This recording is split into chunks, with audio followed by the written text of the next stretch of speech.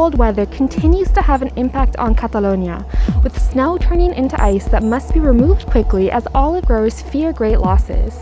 The price of electricity is skyrocketing, even though there have been constant power outages in metropolitan areas. Hello, this is Catalan News in 100 seconds. Western counties such as Priorat are still experiencing temperatures as low as -7 degrees, which makes it difficult to remove the half a meter of snow that has accumulated. Some complain of what they describe as a slow reaction from authorities, while a few schools and minor roads continue closed.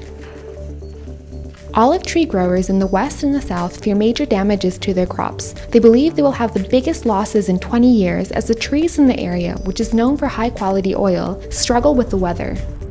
Quan baixen les temperatures a partir dels 6-7 sota zero o més avall, doncs l'olivera, a diferència d'altres cultius que tenim aquí a la zona, com és l'ametller, que aguanta més el fred, l'olivera no l'aguanta tant, i llavors el que fa és que provoca la mort.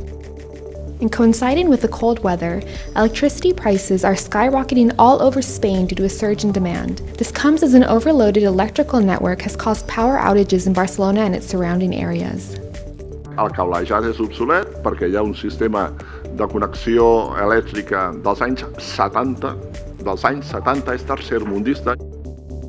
Parties are divided on whether to delay the February 14th Catalan election due to COVID-19.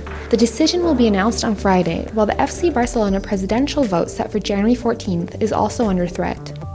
Aquest dilluns sí que es va acordar, en el marc d'aquesta reunió entre partits, que la decisió que s'ha de prendre el 15 de gener sigui la decisió definitiva. Another side effect of COVID-19 is the effect it is having on the mental health of frontline workers at hospitals. Almost half of health professionals are at risk of developing mental health issues due to the pandemic.